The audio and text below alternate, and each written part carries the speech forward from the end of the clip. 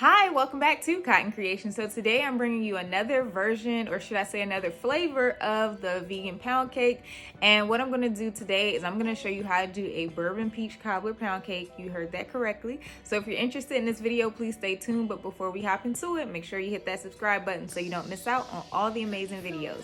Let's hop into it. So these are the ingredients that you'll need for the peach cobbler part of the cake, and pretty much what I'm doing here is I'm combining parts of my peach cobbler recipe and parts of my vanilla pound cake recipe. So the first thing you want to do is you want to cook down your peaches, whether they're frozen, canned, fresh. We're going to go ahead and add some sugar, brown sugar, cinnamon, a little bit of nutmeg, some vanilla, and of course the bourbon. Now, if you don't want to do bourbon, just add a little water to it and cook down your peaches. If your liquid starts to run out, keep an eye because you want to add more water or bourbon. And then we're going to add this to your food processor. We're going to also add in some lemon juice to balance out the flavors. And then we're also going to add more bourbon because why not? And then a little bit of cornstarch so that it go ahead and thickens up a little bit. Now with this, you can get it to whatever consistency you like. The first time I pulsed mine, it came out a little bit too chunky, so I just did it, I pulsed it again to make it a little bit more smooth. But if you want the chunks, you should keep the chunks, and if you don't, go ahead and smooth it on out.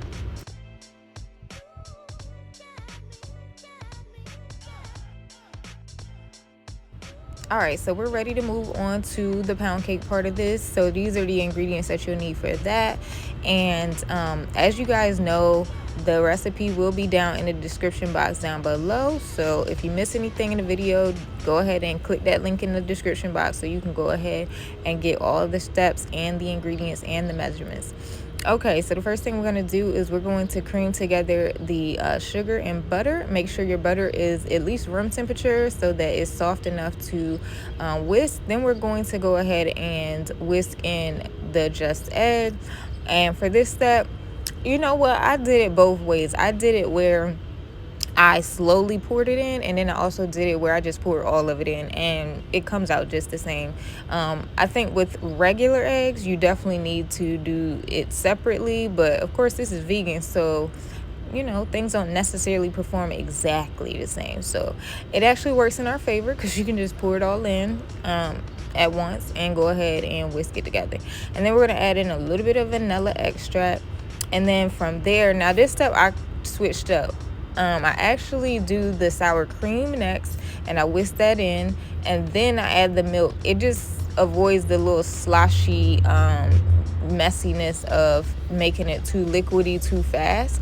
So I would highly recommend adding in the sour cream, giving that a whisk, and make sure that's combined, and then add in the milk, and then you'll avoid all of this what's happening right now, which is why I had to go to a spoon.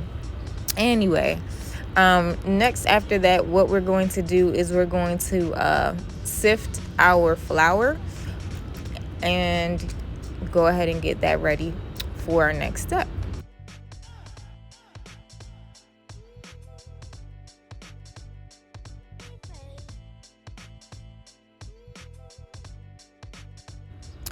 All right, so the dry ingredients are ready. So we're gonna add, slowly add the dry ingredients to the wet ingredients, just a little at a time. I usually do about a third of the dry ingredients at a time.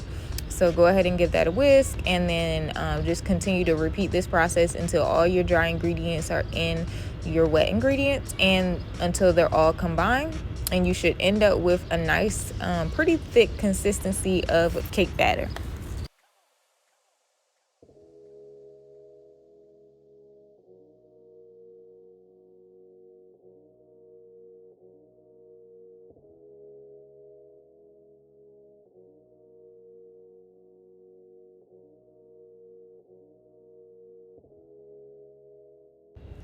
So whatever pan that you're going to bake your pound cake in, you want to make sure it's nicely greased.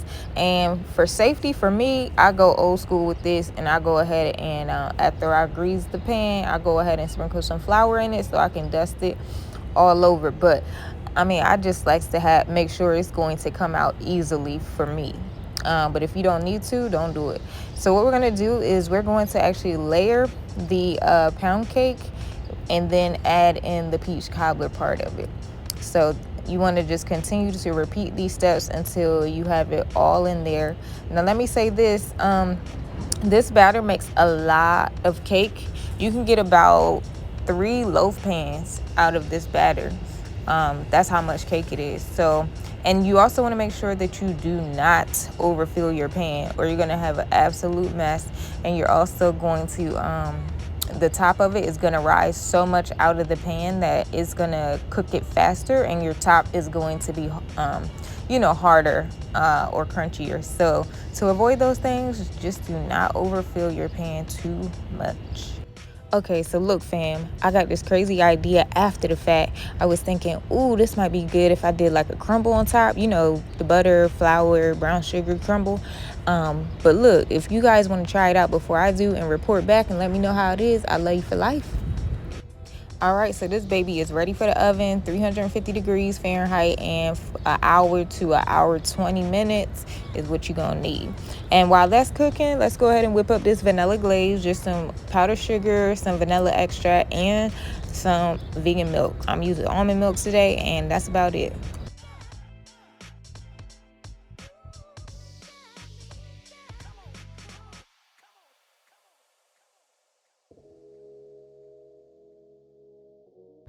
When your cake is done cooking, I would highly recommend that you let it cool all the way down before you take it out of the pan. But if you want to eat it warm, then I guess go for it, And then we're going to go ahead and put on our glaze. I just find that when the cake is nice and cool, that glaze just sits on top instead of like seeping through or falling off just because it's too warm.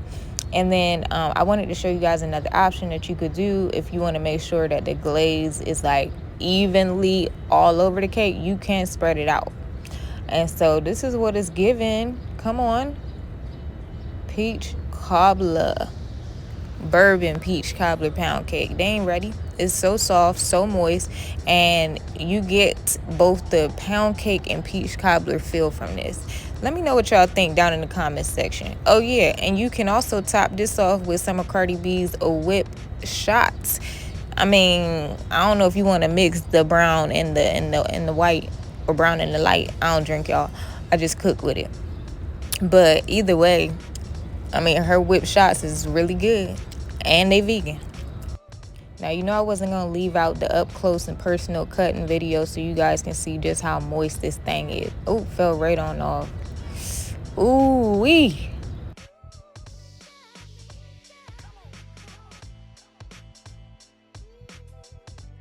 All right, so let me know what you guys think of this recipe down in the comment section down below. I took this to work, and everybody that tried it absolutely loved it. They were like, this is vegan, like it's so moist, like how did you even come up with the idea? They had so many questions, but they absolutely loved it, and I know you will too, especially if you're a fan of peach cobbler and my peach cobbler recipe. Pretty much it's the same filling. I do bourbon. I cooked as you saw, cooked the peaches down in some bourbon and add a little more splash when we chop it up in the food processor. But nonetheless, it's amazing. Let me know what you guys think down in the comment section down below. If you like this video, you know what to do. Give me a thumbs up, and if you want to see more videos like this, be sure to hit that subscribe button so you don't miss out. Thanks for watching.